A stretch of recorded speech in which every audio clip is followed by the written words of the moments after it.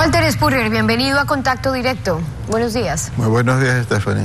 Con las fichas que se están moviendo en la Asamblea alrededor del proyecto económico, en caso de que a los socialcristianos y a los correístas se sumen los que no están de acuerdo con más impuestos o los que temen que de aprobarse algo en la Asamblea le dan carta abierta al presidente para que cambie lo que quiera, habría la posibilidad de que el proyecto del gobierno no se apruebe, pero esto traspasa las fichas políticas. Usted dice que si no llega pronto una reforma tributaria, se pone en riesgo los desembolsos del FMI que estaban previstos para este año.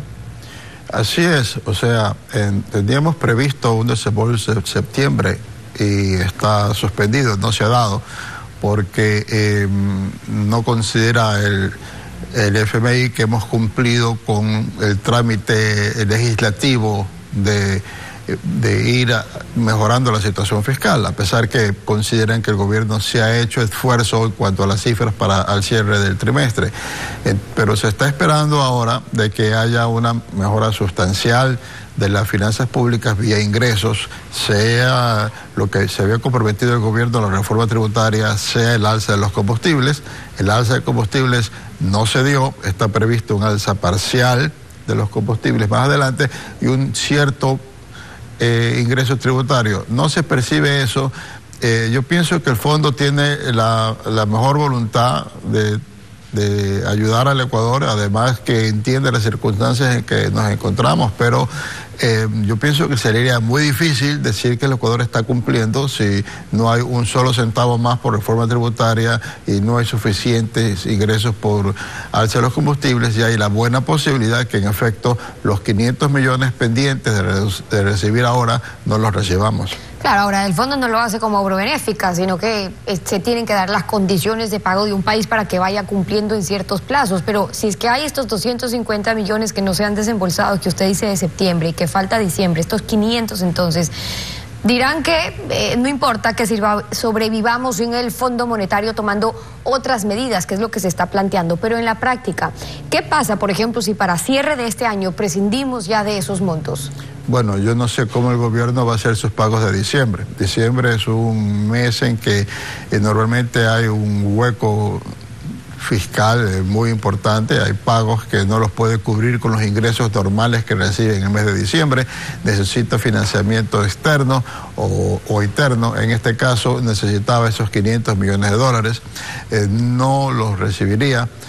No tendría cómo pagar las cuentas y no tendría buenas perspectivas para el año 2020, porque si no está cumpliendo con los acuerdos por falta de reforma tributaria al cierre del año, ¿cómo va a estar haciéndolo para de ahí en adelante? O sea que habría una situación muy angustiosa en que el gobierno no haga pagos y se reduzca el medio circulante en la economía y tengamos una contracción económica importante. Entonces, ahora tienen que aprobar una ley urgente con 22 leyes, 400 artículos, mientras están revisando una proforma y les quedan solamente 7 días para que no entre por el Ministerio de la Ley. Usted plantea que se pongan de acuerdo hasta el 17, que es el deadline, con un compromiso del gobierno de que no les van a cambiar todo para después del 17, sí, entrar a discutir qué incluyen y qué descartan. Pero uno, siempre está el riesgo de que el Ejecutivo ejerza su derecho al veto como mejor le convenga, y dos, cómo ponerse de acuerdo en qué puntos mantienen entonces y cuáles deben descartar. Bueno, yo pienso que lo más factible sería que, como hubo una mayoría para mandar un acuerdo a la Asamblea, no se ponían de acuerdo en qué contenido tenía que hacer, ahora se pongan de acuerdo y en las cosas en que coincidan, aprobar el proyecto. Y el proyecto tiene 260 páginas, supongamos que se pongan de acuerdo en 50, no más que eso. Y luego entrar a negociar con el gobierno que se reintroduce por un veto parcial. Si el gobierno decide que va a reintroducir por sus propios intereses o sus propios criterios todo o la mayor parte, y este bloque que aprobó el proyecto para que se apruebe y que lo aprobó en la Asamblea se siente defraudado, pues podrá sumarse con todos los otros bloques que están opuestos y vencer al veto parcial y rechazar el veto parcial. O sea que yo pienso que es indispensable que haya un cierto mínimo de acuerdo y llegar a aprobar algo que no satisfaga a nadie, pero que tampoco la gente, ni el gobierno, ni los distintos partidos que tienen una posición constructiva, sientan pues que han cedido en todo, sino que solo han cedido parcialmente. Ahora, en cuanto a la proforma, usted se refería a los subsidios, porque el gobierno está planteando eliminar, o más bien, planteaba eliminar los subsidios para recaudar 1.400 millones. Esta reforma en el proyecto está considerando unos 700 millones en recaudación y 600 millones se incluyó en la proforma del 2020 por focalización de subsidios. Pero ¿eso qué significa? Para recaudar esos 600, que igual tendrán que eliminar ciertos subsidios, no al diésel, pero entonces sí a la gasolina extra. Yo pienso que subiría sustancialmente el precio de la gasolina extra y el precio de la gasolina con etanol, porque incluso ese monto es algo superior al subsidio.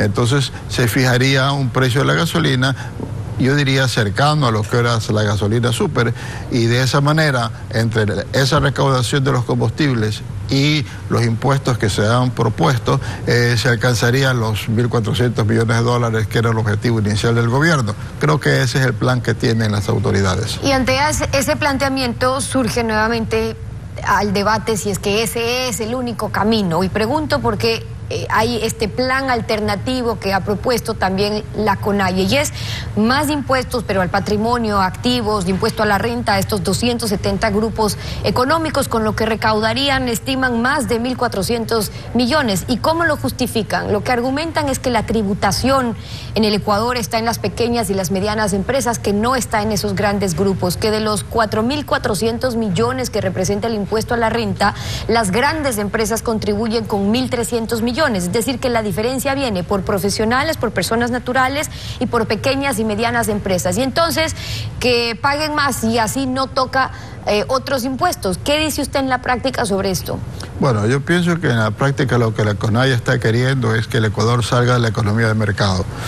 Y los planteamientos que ellos hacen no les veo ningún fundamento. De hecho, las empresas más grandes pagan la abrumadora parte de lo que es el impuesto a la renta, y luego ellos, sin contar lo que pagan los empleados, los funcionarios y empleados de esas empresas grandes. Entonces no hace sentido. Esencialmente ellos están buscando una quiebra de todas las empresas grandes, y que esto vaya pues por un camino, no sé, o Venezuela, o Tahuantinsuyo, o la Unión Soviética, o alguna otra cosa, pero salir de la economía de mercado no es una propuesta viable. Otro de los argumentos para justificar ese planteamiento es que estaríamos hablando del 1% de las empresas, y que ese 1% no es el que genera más empleo, sino que la generación de empleo nuevamente está en las pequeñas y medianas empresas. Pero decir, o más bien, ¿qué pasa?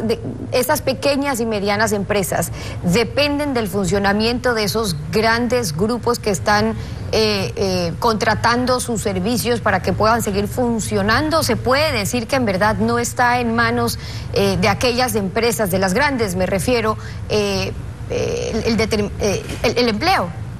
Bueno, en efecto, hay una cadena, hay sectores en una economía en que funcionan grandes empresas, en el cual produce los bienes que esa empresa exporta, produce los bienes que ese país forman la espina dorsal de su economía, pero normalmente gran parte del empleo está en pequeñas empresas, empresas que dan suministros extras a otras, o sencillamente porque hay el dinero que se genera en estas grandes actividades, hay muchos negocios, muchos servicios pequeños. O sea, sí, cierto es que las pequeñas empresas son las que generan más empleo en función al capital que se invierte. O sea, que se invierte con menos dinero y se da empleo. Vean cualquier sitio donde venden almuerzos, por ejemplo, y van a encontrar que es con poca inversión y se está creando buenas plazas de empleo. Pero eso puede existir en la medida que hayan las grandes empresas que sean competitivas a nivel internacional y que exporten y que produzcan bienes de tecnología avanzada para el mercado interno. Algunas de las observaciones de Walter Spurrier, acompañándonos hoy en Contacto Directo. Gracias por haber estado con nosotros. Gracias, Estefania. Vamos.